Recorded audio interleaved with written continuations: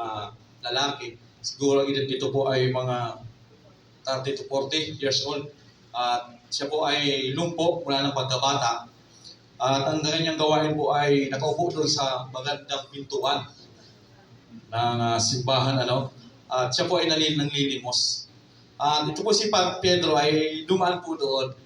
Nakita niya po yung nanglilimos itong lumpo. At si Pedro walang pera. Sa panahon po ngayon, sabi ni Pedro, mas higit ang ibibigay ko kaysa pera. Ngayon, ay dahil sa kanyang pagpagaling o magpapagaling doon sa lumpo, ay kinasuhan po siya ng, dinakip po siya ng mga Parisiya at Escriba at kinulong po siya ng isang araw at kinabukasan po ay hinarap po siya sa pinuno ng simbahan. At ngayon, ay pinigilan siya.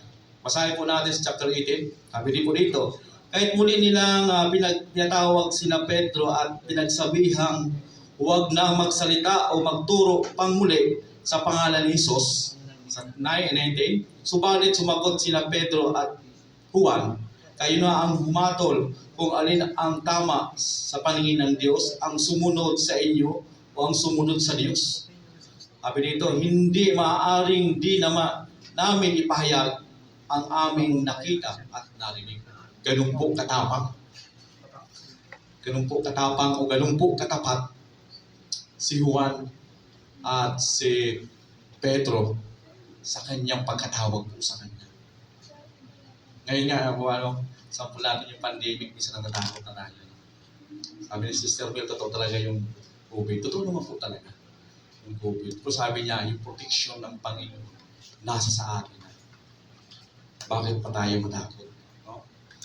Puri ng Panginoon sa katapangan ni Pedro at tayo po ay naabot ng salita ng Panginoon. Kaya puri ng Panginoon at ang gawin natin, maging matapat lang tayo sa pagsunod sa ating Panginoon para malugod sa ating buhay ang Diyos. Amen. Nalulugod ba ang Diyos sa ating buhay? Amen. Amen. Hallelujah. Puri ng Panginoon. Dahil nalulugod ang Panginoon sa buhay natin. Ito yung pinaka-the best. Nalulugod ang Diyos sa buhay natin. Ayun, dito tayo sa buhay naman ni Saul. Sabi ito, paano siya sumunod? Pag tinignan mo, si Saul ay sumunod naman. Di ba? Sumunod naman siya eh. Sa chapter 4, sabi dito, basahin ko pa, kaya tinipon ni Saul at Atalem ang buong hukbo ng Israel nang bilangin niya, umabot ito sa 20,000 kawal bukod sa 10,000 buhat sa Juda. Pinangunahan niya ang mga ito papunta sa lungsod ng Amalek at nag-aabang sila sa isang natuyong ilog na malapit doon at nagpasugo sa mga siniyo at pinasabi niya, umalis kayo riyan, humiwalay kayo sa mga Amalekta para hindi kayo madamay sa kanila sapagkat pinakitaan ninyo kami ng mabuti at sa aming paglalakbay mula sa ito, kaya umalis ang mga siniyo. Puri ng Panginoon, sa buhay ni Saul, ay kunting interaction na sa buhay ni Saul po. Siya po yung unang hari, hindi po ako nakakamali, siya po yung unang hari ng Israel. Pero si Saul po, ay sa katigasan ng ulo, sa kakapilit ng Israelita, ay dahil pinili nila na maging hari si Saul, ay napilitan po si Yahweh na maging hari si Saul. At siya po ay inordin ni Samuel bilang hari ng Israel. At makita naman natin dito sa buhay ni Saul, ay mayroong katangian naman si Saul bilang hari. Pero hindi talaga siya totally talaga na pinili ng Panginoon. Ibig sabihin, dahil sa kakaudyok ng mga taga-Israelita, na maging hari o maging hari si Saul. Pero makita natin yung buhay ni Saul, pag tinignan mo naman siya, sumunod ba sila? Sumunod ba siya? Sumunod naman. Sumunod naman siya ba? Tinipon niya yung mga kawal nila at nakapagtipo siya ng kawal. Kaso nga, yung kanyang pagsunod, Sablay. hindi buo. Sablay. Kulang. Hari ng sablay. Hap-hap lang. Ngayon sa ating buhay, pag tingnan natin, hap-hap lang yung pagsunod natin sa Panginoon. Hap-hap, 50-50. Sabi ni Sister mo kanina, 50-50. Yung ating pagsunod pa sa Panginoon, 50-50 lang ba? O, hap-hap lang. Kasi ang makita sa buhay ni Saul, ni Saul, ay sumunod naman siya. Tinipon niya yung aking mga kawal at makapag-ipon siya ng maraming kawal at linusob nila yung bayan ng Amalek. Nabihag naman niya si Haring Agag at sa kanyang pagsunod ay kulang. Bakit? Ang utos po dito ni Yahweh, pag binasa mo po yung verse 3, sabi yan, lusubin mo ang Amalek at lipunin silang lahat, wasakin mo ang lahat nilang ari-arian, huwag magtitira kahit isa, patayin mo silang lahat, babae, lalaki, mula sa pinakamatanda hanggang sa sanggol, patayin mo rin ang kanilang mga baka, kamilyo, at asno. Ito po yung bilin po ni Yahweh kay Haring Saul. At ngayon, pagdating sa chapter 4, pababa, kumilos po siya. Sumunod naman siya.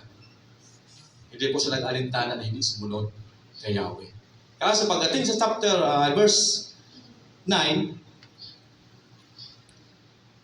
sabi, hindi rin pinatay ni Saul ang mga magandang baka, tupa, at lahat ng matabang hayop. Doon ang pinatay lang nila ay lahat ng hindi mapakinabangan. Di ba yung bilin, lahat, walang ititira sa bayan ng Amalek. Kaso nga, pagdating sa verse 9, tinira na yung maganda. Ibig sabihin, ito, yung kanyang mata naakit sa maganda. Kasalanan sa pamamagitan ng mga mata. Tayo ba? Ano ba yung nating nauuna? Sabi dyan, hindi mo na ako makapaglingkod sa Panginoon kasi bata pa ako. Pagdating ng matanda na, matured na. Hindi na naman ako. Matanda na ako, hindi na ako makapaglingkod. Mahina na yung tuhod. Ngayon, bawal lumabas ng sinyo. Di ba? Dahil sabi ng iba, saan ako maglilingkod sa Panginoon kapag kung ako successful na ako sa buhay. Stable lang sa Panginoon. Paano kung hindi ka naging stable sa iyong buhay? Ibig sabihin, hindi ka makapaglingkod. Hindi po hadlang yung mga bagay-bagay na yan sa mundo, sa ating paglingkod. Kaya si Saul ay hindi nalugod ang Panginoon sa kanya dahil sa kanyang pagsunod, mayroong failure. No? Sa ating buhay ba, mabibigay ba natin yung katapatan natin sa pagsunod? Yung buong walang kaagaw? Kaya ba natin yun? Amen? Puri ng Panginoon. Amen. Kasi ang Panginoon, hindi naman talaga hinihingi lahat ng time natin sa Kanya. Hindi naman hinihingi ng Panginoon. Basta sabi ng Panginoon, unahin mo lang siya. At may promise pa ang Panginoon. Pag inuna mo siya, ang lahat ng bagay, ibibigay sa iyo. Lahat ng pangangailangan. Sa Mateo 6:33. hindi naman talaga lahat binihiling ng Panginoon. Di ba nakita niyo yung mayaman, yung batang mayaman? Sabi doon, Lord, paano ako makakasunod sa'yo? Sabi niya, ibigin mo yung kaaway. Ginawa ko na yun lahat. Mayaman siya. Sabi niya, ibenta mo yung ari-arian at sumunod sa akin. Ngayon nalungkot ang mayaman, umalis. No?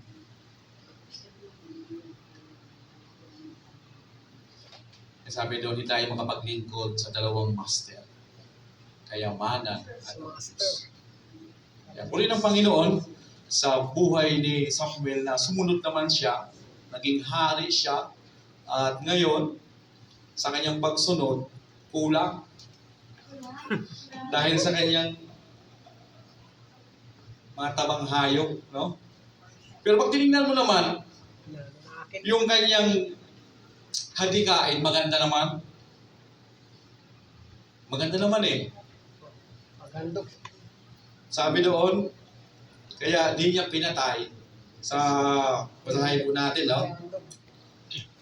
Sa 20, sumagot si Saul, sinunod ko si Yahweh, pumunta ako sa pinapunta niya sa akin, binihag ko si Agag na hari na Amalek at nilipol ang mga Amalekita. Ngunit pinili ng mga tao ang pinakamainam sa mga tupa at baka at hindi namin pinatay kasama ng iba. Sa halip, inuwi namin sa Gilgal upang hihandog kay Yahweh. Maganda, no? Maganda naman yung kanyang handikain, ano? Hindi nga lang sumunod. Nagkanyang alibay pa siya. Inaalibay niya pa yung mga tauhan niya, no? Kaya minsan tayo, kapag nasisisi tayo, kasi ikaw eh. Sisisihin.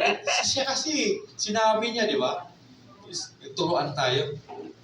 At maganda naman yung kanyang handikain, di ba? Na kinuha niya yung mga tabang hayop para ialay kay Yahweh. Tingin niya, tama naman, di ba? Maganda eh. Pero instruction ng Panginoon, lipunin silang lahat. Yun lang. Walang matira. Matanda, bata, babae, lalaki, lahat ng hayop, patayin. Ito po yung utos ni Yahweh kay Saul. At ngayon, nakita natin na dahil sa matabang tupa, matabang mga hayop, ay nabihag ang kanyang paningin. At ngayon, nagdahilan pa siya. Pag binasa mo mula sa verse 15 pababa, yung kanyang conversation dyan ni Saul at ni Samuel, dami siyang dahilan na dahil sa natakot siya, na baka siya daw ay hindi na kilalin bilang hari ng mga kanyang mga tauhan, balingan daw siya. Pero pinuno ka eh, hari ka eh, mayroon kang authority na pangunahan mo yung nasakupan mo at ikaw mayroon kang batas na kung sino man doon sumuway, pili mo parusahan. Ngayon, siya rin, pag binasa mo sa after verse 9, siya mismo ang kumuha talaga ng mga tupa. Ngayon, dahil nasabihan ni Samuel, anong naririnig itong mga unga ng baka? At mga kambing na tupa. Bihig ba ng kambing? At nagdahilan siya. Kinuha nila ito dahil ihahandog kay Yahweh. Pag tinignan mo naman, tama. No? Kasi para kay Yahweh. Tama yung tawag ito, digutibo niya. Notibo. Para ihandog kay Yahweh. Kaso nga, yung kanyang utos ni Yahweh, hindi niya totally nasunod talaga. Ngayon, balikan natin yung buhay natin ngayon. Kasi kasaysayan po ito ni Samuel at ni Saul. Sa atin ba, sa ating pagsunod, sa Panginoon, marami sa atin nag-encourage na magpatuloy sa paglilingkod. At maraming mga leaders ng simbahan ng Divine. Ini-encourage tayo na magpatuloy sa paglilingkod. At yun nga, masipag yung mga leaders dito. At pinapagustahan din tayo. Kahit saan man tayong lugar, pinupuntahan tayo ng mga leaders. At pinapagustahan din tayo. Marami dito magigiting na mga tagapagturo. At ngayon, ini-encourage tayo na magpatuloy. Para makapaglingkod sa Panginoon. At ngayon, marami tayong dahilan para hindi makapaglingkod sa Panginoon. Kaya nasabi ko kanina, bata pa ako, baka hindi pa po pwede, makabulihin lang ako. Diba sabi kay Timoteo, bata pa siya tinawag, ano? At kasama-sama siya ni Pablo para ipangaral yung mabuting balita. Sabi niya, lakasan mo yung loob at mag-aral ka para hindi ka bulihin ng mga tanda. Kaya sa ating pagsunod sa Panginoon, naway, matagpuan tayo ng mayroong kaisa. At ano ba yung hadlang sa buhay natin para hindi tayo totally makasunod katulad ni Saul. Dapat ano yung bilin sa atin ng Panginoon. Yung ano yung pinapagawa sa atin ng Panginoon. Dapat gawin natin. Hindi yung sariling desisyon natin. Minsan kasi, si Pastora, ay gaman po si Pastora Min, sample natin at ako at bilang leaders ng kalalakihan, binigyan tayo ng pagkataon na mahalal na maging leaders ng kalalakihan. At ngayon, alam ko yung patakaran ng simbahan na sa pamamagitan po ni Pastor Josue and Pastor Amini. Ngayon, ang ginawa ko, itong mga kalalakihan, sabi ko, example lang po ito, no? Lalabas tayo. Mangaral tayo sa tanang Panginoon. Sisigaw tayo doon sa malayo. At yun yan, nangyari. Sumigaw tayo sa malayo. At merong hindi maganda sa nangyari sa isang kalalakihan. Ngayon, nalaman ni Pastor Amini na sumigaw kami sa kalsada at merong napahamak. Matutuwa pa si Pastor Amini. Hindi, di ba? At hindi niya alam na nagsigaw kami sa kalsada. At ako, hindi nagpaalam sa kanya. Pag tinignan mo, tama naman, di ba? Na mangaral, sabi ng Panginoon, ipangaral mo sa tanang Panginoon sa buong mundo. Tama naman ba pag tinignan mo? Kaso nga doon, ang tingin ko doon, nagkasala ako kasi hindi ako nagpaalam kay Pastor Amini. Hindi ako marunong magpasako kay Pastor Amini bilang isang leader o namumulong ng simbahan. Kailangan natin na magpasako kung sino man yung nakakasakot sa iyo o sino man yung leader o kinakaaniban na simbahan. Kahit sa trabaho naman, hindi naman sa trabaho, gagawa ka ng desisyon na hindi alam ng amo mo, matutuwa ba yung amo? Hindi, di ba? Ngayon, sa ating paglilingkod sa Panginoon, dapat akala kasi natin, yung paglilingkod, ipahayag mo sa Mateo 20:19 hanggang 20. Ipahayag mo sa tanang Panginoon sa buong bansa at sasamahan ka ng Panginoon. Minsan, yung pagpapayag natin ng sa tanang Panginoon, gawain ito, ay tama naman. Kaso nga, meron tayong nakakasakop o nasakupan po tayo. Kailangan po natin magpasakop po tayo sa ating leader sa ngayon. Kasi po si Saul ay mayroong natawag ito, may instruction na gagawin siya. Lulusubin mo ang mga Amalekita at patayin silang lahat, walang ititira, kahit isa. At pagdating dito, nakita niya, naggawa siya ng sarili niyang desisyon na huwag patayin yung mga taba. Mga taba at mga ganda. Nagkasala siya doon sa... At yung nais niya, tama naman. Kinuha ko to para ihatog kaya. Ngayon, sample kanina, pag tinignan nyo, tama naman eh. Tama doon sa mga lalakihan na ini-encourage sila na makapagsigaw sa labas. Iba-encourage sa kanila yun. At tama naman yung gagawin ko para ipahayag yung mabuting balita. Kaso hindi tama doon na hindi ako nagpaalam kay Pastor Amin. At higit sa lahat, mayroong pag napahama. Sino ang sisi niya? Papagalitan ako ni Pastor Amin.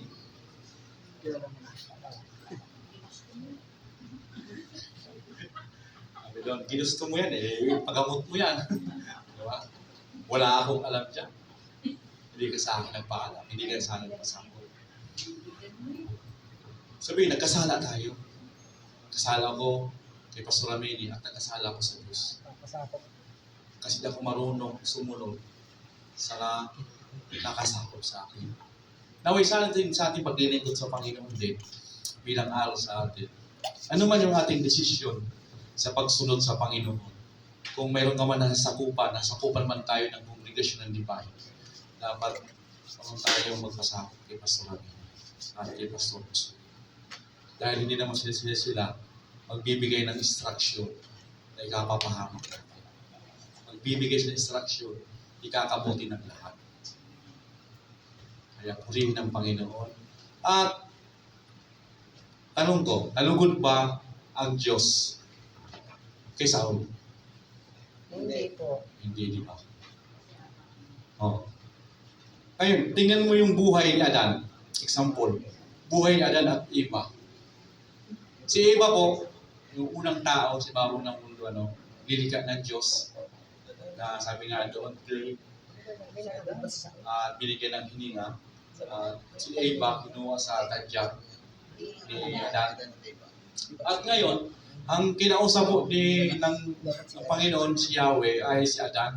Binigyan ng sana ng instruction ng Panginoon na huwag mong kakainin yung prutas sa gitna ng halamanan. At maliban lang sa isa na prutas. Sabi ng iba, mansanas. Pero wala naman sinabi mo ang Biblia, mansanas man yun. Ano man ito, basta bunga. At ngayon, binigyan ng instruction si Adan, dapat si Eva, binigyan ng instruction na huwag mong kakainin yun kasi ito yung nakakaalam ng masama at mabuti. As madaling sabi po, dahil yung prutas ay maganda, nabihag po sa paningin si Eva. Ano nangyari? Kinain yung prutas ni Eva at kinain din daw ni Adan. Ano yung bunga? Sa disobedience, sa hindi pagsunod. Pinalaya sila. Sana ngayon yung mga tao, pinalaya sila sa kanilang inin at si Adan ay nagbungkal ng lupa, nakakain nila ang araw. Ito yung kaparusahan. At si Eva sabi doon na manganganak ka ng isang kalahati ng nasa bukay. Hanggang ngayon, dala natin yun. Yung tawag ito, sumpa o kaparusahan. No? Dahil lang sa dahil sa mata, nakakatingin ng maganda. Sa hindi totoong pagsunod sa yung mga binata, huwag kayo sa maganda.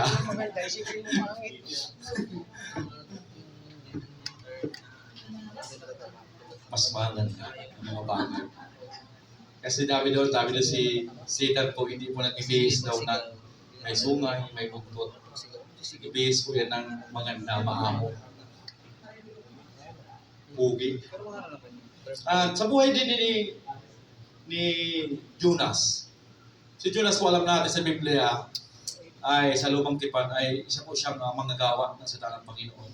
Lutusan po siya doon sa isang lugar para ipahayag ang mabuting balita kasi yung lugar na po yun ay malapit ng Bunawi dahil sa masama na po yung tao. Sabi ni Jonas doon, Panginoon, unawin mo na silang lahat kasi makasalanan sila, hindi na sila magbabalik loob. Sabi ng Panginoon, punta ka doon para sila man ay maligtas. Anong ginawa ni Jonas? Tumakas. Sumakay sa bangka. At yung bangka, kasama sa consequence, pinadalahan ng unos at yung bangka muntik na malunod. At ngayon, nakita si Jonas na siya pala yung dala. Yung dahilan kung bakit malulunod yung bangka. Tinapon siya, kinain siya ng balyena at linuwa yun sa inibig. Kaya ngayon, hintayin ba natin na sa ating pagsunod, pag anong lalang tayo sa pagsunod natin, lulubog lilitaw, hintayin ba natin na magkaroon tayo ng consequence sa paglilingkod? Siyempre ayaw natin. Diba? At sa buhay naman ni Judas, si Judas talaga. No? Si Judas ay napili ng Panginoon na maging alagad niya. Isa siya sa 12 alagad ng Panginoon. Kaso nga, nahumaling sa pera. Dahil sa pera, ibininta niya si Jesus. Pinagpalit sa pera. Ano nangyari sa kanya? Dahil sa konsensya niya, kapahawakan niya ng punta niya. Sarili niyang buhay, pinatay niya. Binitay niya yung sarili niya. Ay, nagpatiwalag ba? Tumalon? Nahulog yun, nahulog sa tali. Nagpatiwakal siya dahil sa kanyang konsensya. Sa kanyang hindi totally pagsunod. Ngayon si Samuel, malaki natin sa buhay ni Saul. Ano ba yung consequence ni Saul? Tinanggal siya bilang hari. At higit sa lahat, hindi na siya sinamahan ng banal na espiritu. Dahil sa kanyang disobedience sa kanya. Sa kanyang hindi pagsunod sa utos ni Yahweh. Sabi dito sa basahin ko ulit, sa 22, sinabi ni Samuel, akala mo ba'y higit na magustuhan ni Yahweh ang handog at hain kaysa pagsunod sa kanya? Mas mabuti ang pagsunod kay Yahweh kaysa paghahandog. Kung tinignan mo, maganda naman yung hadikain ni Saul. Kukunin niya yung mataba at susunugin para handog kay Yahweh. Pero sabi ni Samuel dito, mas higit yung pagsunod kaysa paghandog. Importante talaga, sumunod ka, makinig ka muna sa kanyang inuutos at sumunod ka. Sabi dito sa 23, ang pagsuway sa kanya ay kasinsama ng pagkukulang.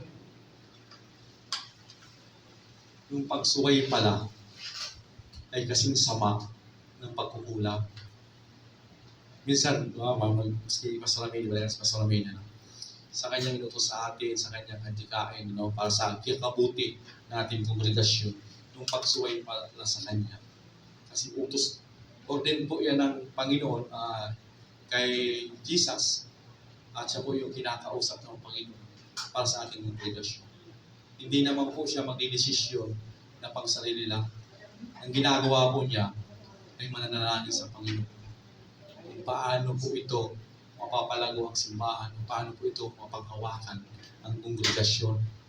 At ngayon, bibigay sa atin, meron siyang instruction sa atin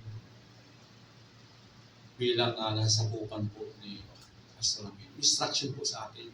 At ngayon, sa kanyang instruction, sinuway natin ang kanyang instruction. Ito po pala yung kaparusahan pala. Sabi dito, ang pagsuway sa kanya ay kasing sama ng pagkukulang at ang kaligtasan, katigasan ng ulo tulad ng pagsamba sa Diyos-Diyosan.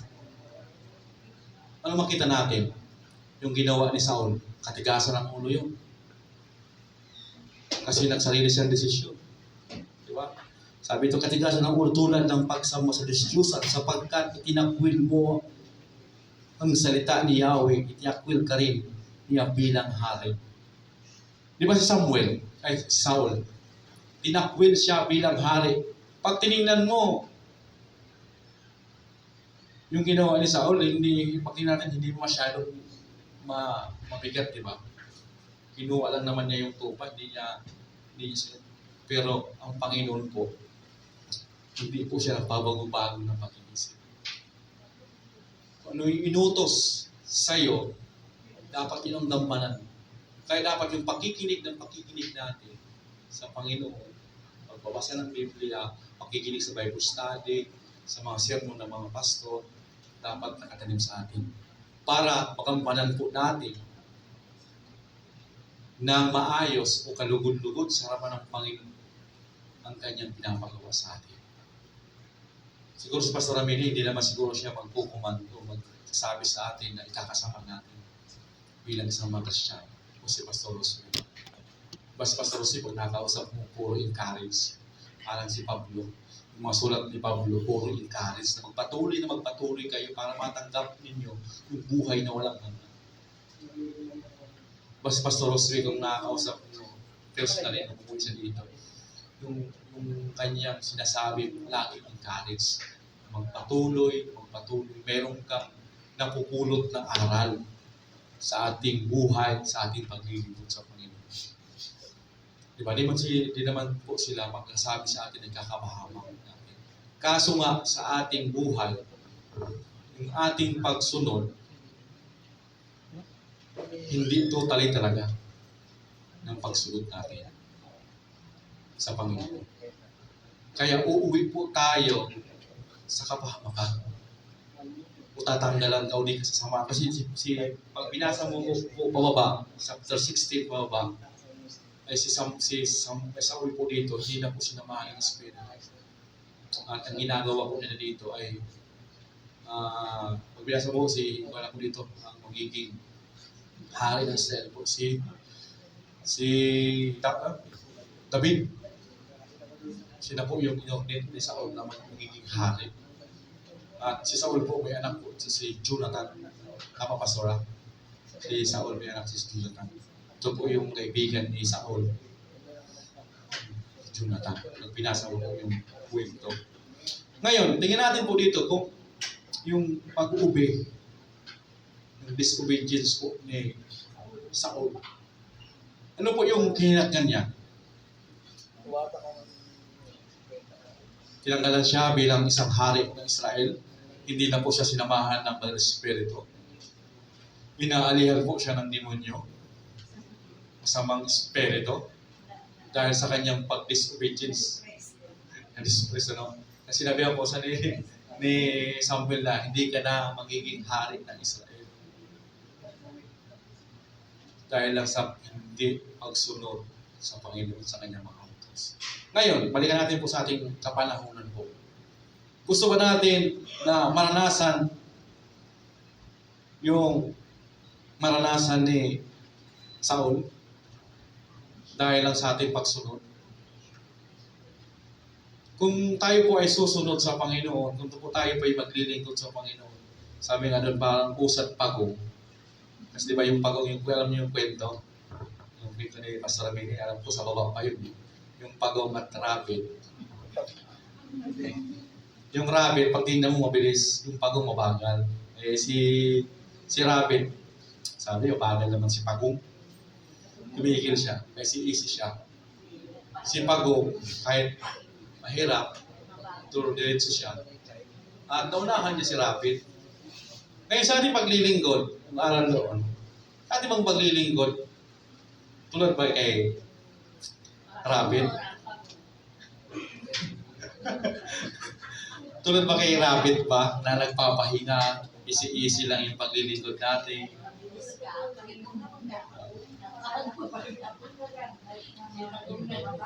Si Pagong, kahit mabagal, dulo-diretso.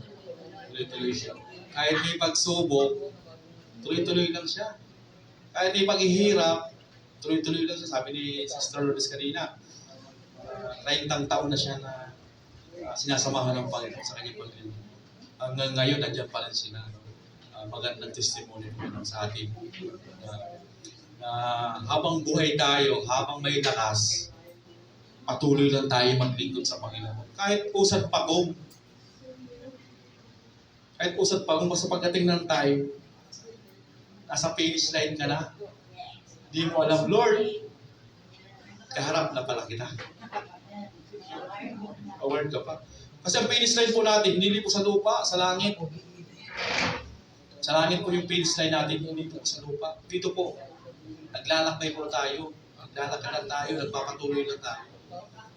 Papakis lang po tayo. Ngayon, sa ating pagpapractice, sa ating paglalakbay, sa ating paglalakad, papunto doon sa kaligtasan, ay binigay sa bawat isa atin ng Diyos ng kaligtasan. Dapat matagpuan po tayo ng Panginoon na mayroong katapatan sa ating paglilingkod.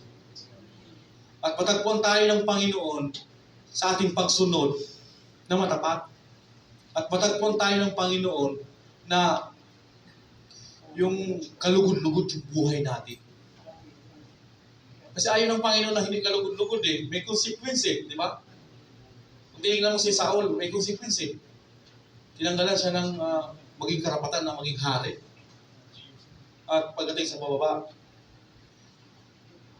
nagmakaawa sa kay Saul na, kay Samuel na, Samuel, samahan mo naman ako para kung makapaghingi ng tawad sa Panginoon, makapanalangin ang simbahan at ipakita ko doon sa namumuno ng simbahan na aking pagsisisi. Kaso huli na eh. Pag tinignan mo, napakalupit ko nung time mo. Yung panahon ni Yahweh, no? Pagkasala ka talaga. Automatic. Gusto ba natin ngayon yun? Palo ka. Eh ngayon, mahiwa mga po. Mabiyaya po ang Panginoon natin ngayon. Habang gusto magsisi ka. Patawarin ng Panginoon. Pero huwag natin hintayin yung consequence na sinasabi, yung pagpapalo ng Panginoon. At hindi, kami doon, hindi kasasamahan ng Holy Spirit. Ngayon, sa umagang ito, sa ating malapit tayo magtapos, anong pipiliin mo? Sa buhay ni Saul o buhay ni Samuel? Lima kay Samuel.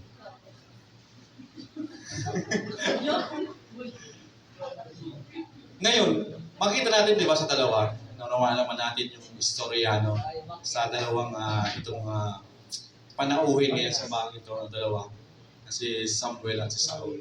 Makita naman yung buhay ni Samuel at ni Saul. At talog-kilog dyan si Samuel at si Saul ay hindi kalugod-lugod sa harapan ng Panginoon. At nagkaroon po siya ng consequence, meron po kaparusahan. Ngayon, nakita natin doon, sabi niyo po kanina, ay pipiliin nyo siyempre si Samuel na naging kalugod-lugod sa harapan ng Panginoon. Bago po tayo magtapos sa ating sa umagang ito, naway sa pagkapili natin kay Samuel, siya sa atin ang ating sarili na maging kalugod-lugod pa tayo sa harapan ng Panginoon. Sa ating araw-araw na paglilingkod sa Panginoon. Kasi ang paglilingkod po sa Panginoon, hindi lang po every Sunday, every Friday, o every may Bible study. Ang paglilingkod po sa Panginoon, araw-araw, 24 hours po tayo dapat makitaan ng Panginoon na mayroong kaayusan sa ating harapan. Ganun po yung paglilingkod natin. Sabi po sa konklusyon ko, katapatan sa pagsunod. Ang ulit ko po, hindi ko po alam yung sarili natin, sarili niyo po. Kasi hindi naman po tayo araw-araw na nagkikita o nagkakasama-sama. Ngayon, kayo na po yung magsiyasat sa ating sarili. Kung dapat ba tayo sa harapan ng Panginoon? O kalugod-lugod pa tayo sa harapan ng Panginoon sa ating pagsunod sa Kanya. Naway, sa ating pagsunod sa Panginoon, matagpuan po tayo na karapat-dapat sa ating Panginoon. Kahit hanya usad pagumlan, Wag na po.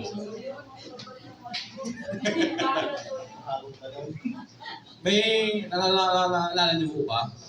Isang pastor dito, si Pastor Sally, meron siyang goal sa buhay na na-share niya sa naalala ko po, na nagtatrabaho po siya bilang isang construction worker. Nung pumasok po sa construction worker, ay wala po siyang alam. Sabi niya, after 2 months o 6 months, ay dapat maging mason. Ito po yung goal niya sa buhay, maging mason. At after 1 year, dapat maging foreman siya o 2 years, maging foreman po siya sa isang construction. Dapat sa atin po, nabalikan ko tayo yung natin, sa ating paglilingkod sa Panginoon, meron po tayong goal na ini-aim sa buhay natin. Sa ating paglilingkod. At lagi kong naririnig na taga-upo lang ba tayo? Tagabutas ng silya.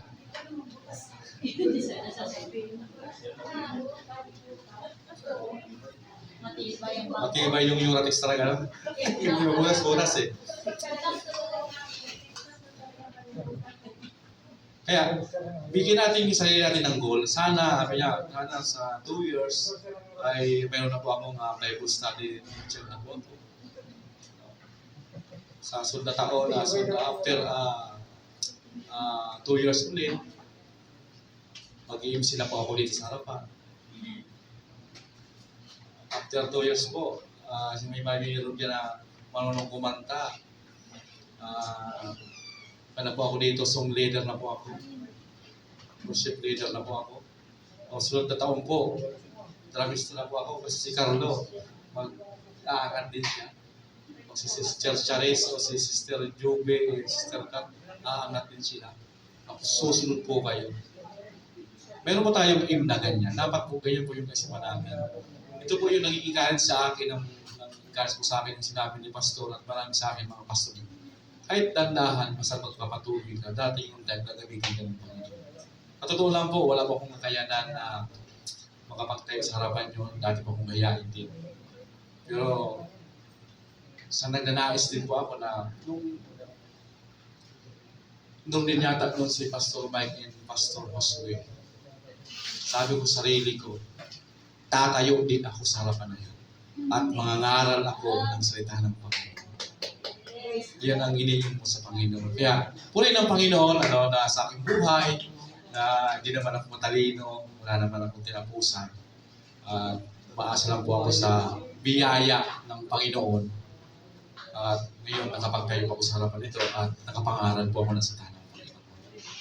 At alam ko po, tuloy-tuloy na po ito na nakapagtayo sa harapan. Naway tayo rin bago ako magtatapos. Dapat po tayo magkaroon din po ng pangarap. Hindi lang pangarap na magkatayo ng bahay, magandang sasakyan, magandang ganito, hanap buhay. Kasi kasama na yan sa paglilingkod natin. Bibigay ng Panginoon.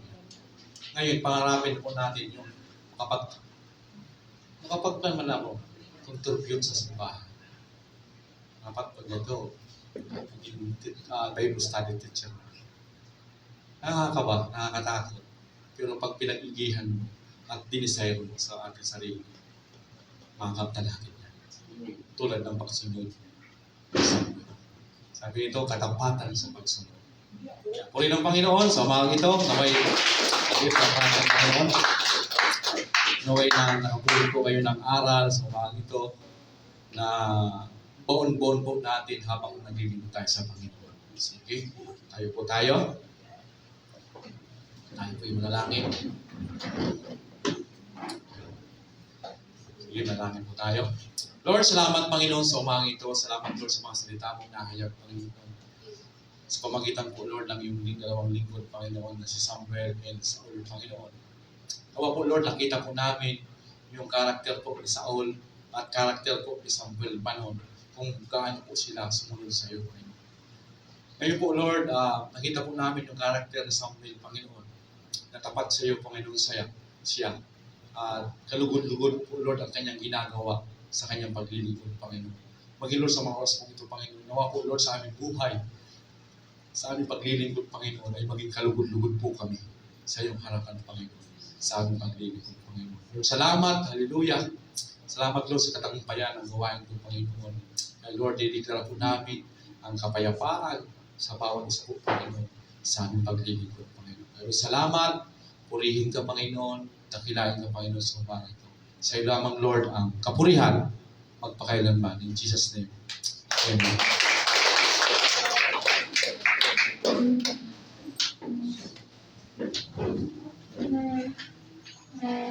Praise the Lord.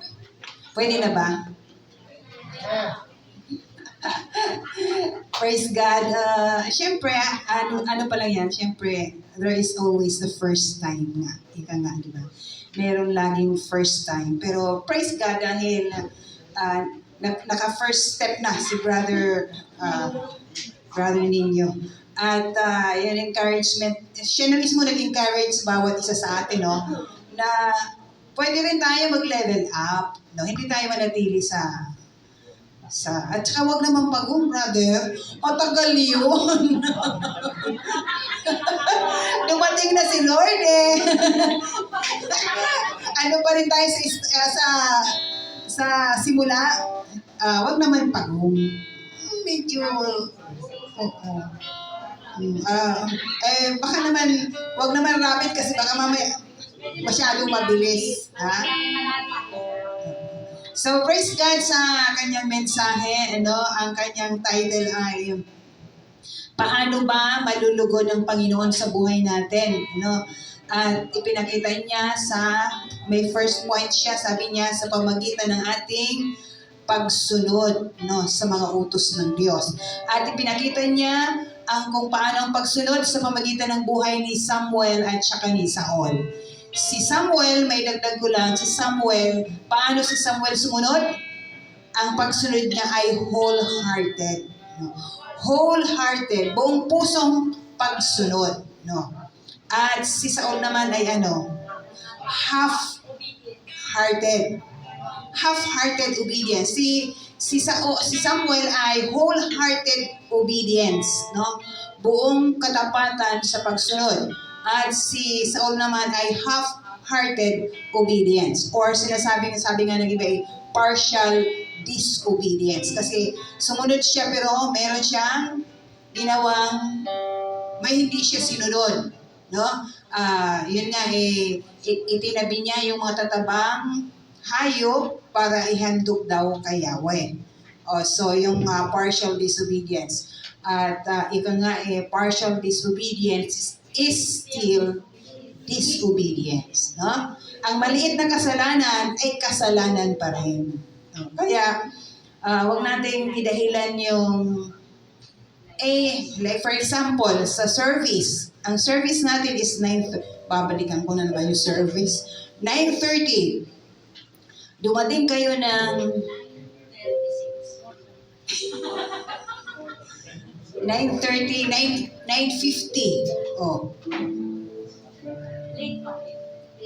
Late pa, hindi pa rin kayo nakasunod, di ba? So, sasabihin natin, partial disobedience lang naman yun eh. Konting kasalanan naman, but still it is a kasalanan, Partial disobedience is still disobedience. At anong consequence ng disobedience?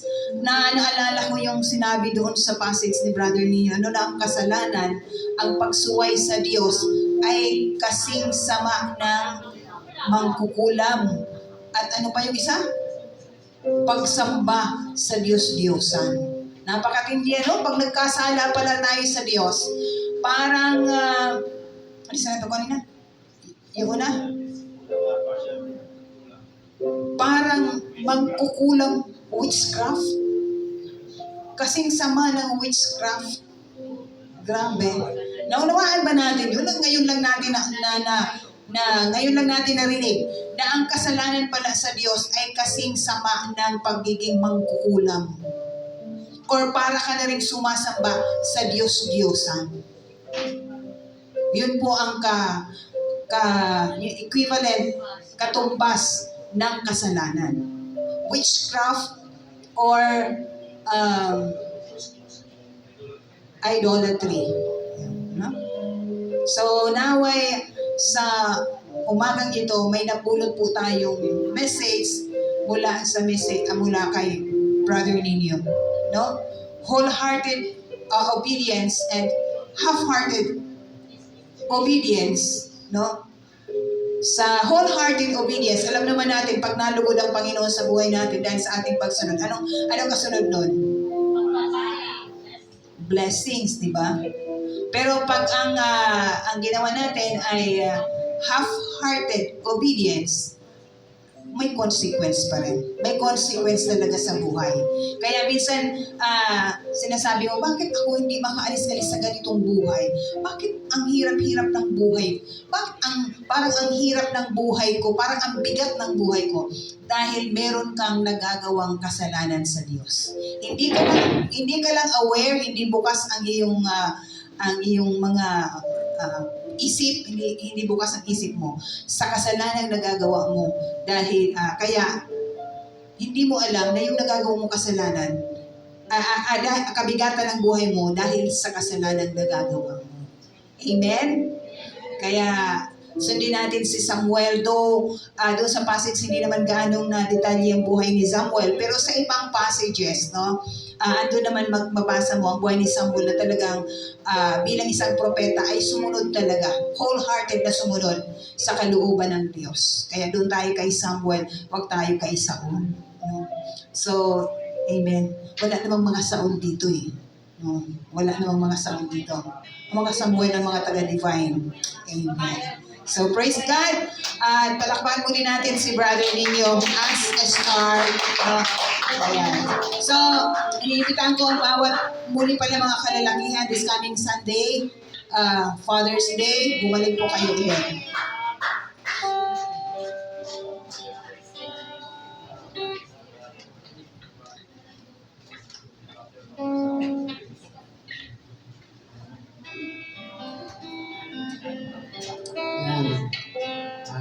Obedience is better than sacrifice. Amen. So, huwag naman natin ihiwalay yung sacrifice. Kasi si Kristo man ay nag-obey kay God and then sacrifice himself. Magkasama lang yan. Pero mas maganda talaga yung pagsunod. Amen.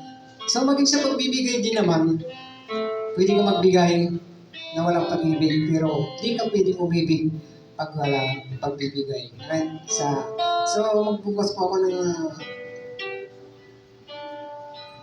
dalawang talata sa Biblia dito sa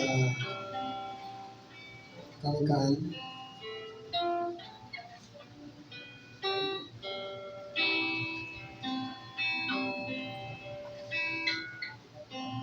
Chapter 2.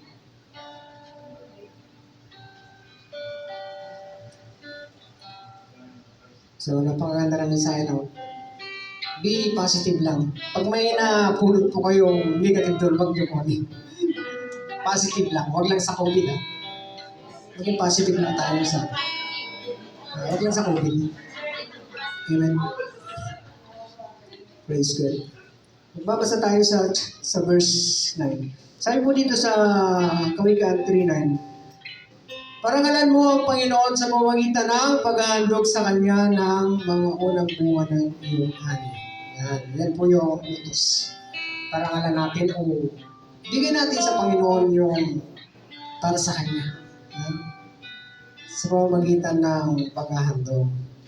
At ito yung pangako niya sa atin. Kapag ginawa mo ito, mapupuno ng ani o biyaya ang iyong mga bodega at aapaw ng inumin sa iyong mga sisiglan. Yan po yung pangako ng Lord. So, ang Diyos po natin ay mayaman, hindi po siya mahirap. Kaya lang minsan ng tao naghihirap kasi di marunong magbigay naman. So, dapat nakabukas yung ating palad. Para naman, pag nakabukas yung palad natin, handa naman ang Panginoon na magbigay. Kaya hindi yung nakatikom na ganyan. Kasi kung nakatikom, hindi ka talaga bibigyan. Babagsakan ka na. Hindi naman pwedeng ipato sa ulo mo yan. Kailangan hihingi tayo sa pamagitan ng pagbubukas natin. Diba? Reality sa buhay ng tao. Pag marunong kang tumulong, ikaw ay tutulungan. Kung marunong kang magbigay, lalo na sa Panginoon, siyempre, ang pagbibigay po sa Panginoon ay isang uri ng isang paraanan ng pagsamba natin sa Panginoon. Tandaan po natin na pag tayo nagbibigay, that is a part of our life as a Christian, di ba? So, parte ng ating buhay yan sa pagbibigay. Kaya, wag po natin, angkinin yung para sa Panginoon. Para sa Kanya talaga yan. At malulugod yan. Matutuwa yan. Sabi kayo sa pangako niya sa Malakay, ibubuhos niya ang lahat ng pagpapala. Bubuksan niya ang langit, turuan para ikaw ay pagpalain. Hindi lamang financially, maging sa physically, no? Maging sa lahat ng bagay pag tayo ay nagtatapat sa Panginoon. Okay, handa natin yung ating tithes and offering or love offering para sa Panginoon. Hallelujah. Tayo manalangin. Hawakan po natin. Thank you, Jesus. Thank you, Lord. Hallelujah. Dakilang Diyos, kami Panginoon ay lumalapit po sa inyo sa bahay ito. Mula sa lahat, salamat sa iyong mga salita namin narinig. Salamat po Diyos sa iyong katagumpayan na pinagkaloob po Diyos. At patuloy na ikaw ang siyang naitaas. Salamat po Panginoon sapagkat may Diyos na tulad ninyo. Walang katulad, nagbibigay, papala, nag-iingat, protection Panginoon sa bawat isa. Wala po kami mga sakit. Yarihan ka, Panginoon, patuloy na kumakalinga. Naabot mo, Panginoon, ang lahat ng pangangailangan namin. Wala kang pinapabayaan, Panginoon, kung marunong lang po kami tumawag sa iyo at sumunod. Lord, sa umaga ito, salamat, Panginoon, sapagkat sa pagkakataong ito, kami, Panginoon, ay magbibigay sa inyo para sa inyo, God. Bigyan namin ito ng buong puso, walang halong pag-iimbot, Panginoon. Yung para sa inyo lang, yung ibinibigay namin sa inyo, Lord God, yung may kasamang pagmamahal, Panginoon. Pagpapakumbaga. Dalangin po namin, O Diyos, na ito'y magamit, Panginoon, sa mga gawain, Panginoon, mga pangangailangan, Lord, mga rentals, ganyan. At sa iba pang mga pangangailangan ng church, Lord God, para sa beautification, Lord God, ng iyong simbahan, Panginoon. At malulugod ka, Panginoon, God, pag nakita mo, Panginoon, na kami ay masaya na nagpupuri sa inyo. Kaya salamat, Panginoon, sapagkat tunay na napakabuti mo. Ang lahat ng nasa amin, Lord, ay sa inyo yan. Wala po kaming may pagmamalaki sa inyo. Kaya naman, Panginoon, turuan mo kaming magbigay, Lord. Bigyan mo kami ng pusong pagbigay, pusong laman, Panginoon, na madaling tumanggap ng katotohanan, Lord. Madaling maunawaan, Lord, yung mga salita mo. At maka-absorb, Lord, ng mga katotohanan ito. Salamat, Panginoon, sapagkat ang presensya mo ay lagi nandiyan at hindi ka maiwalay sa amin. Pagpalain mo, Panginoon, ang bawat isa na siyang may pusong magbibigay, Lord, at maging sa kanilang mga tinatangkilik, trabaho man, Lord, yung mga business nila, Panginoon, pinakukuha ng yaman, sila man, Panginoon, pagpapalain mo, Diyos, sa pangalan ni Jesus. At maging, Panginoon, sa mga may mga karamdaman, Lord,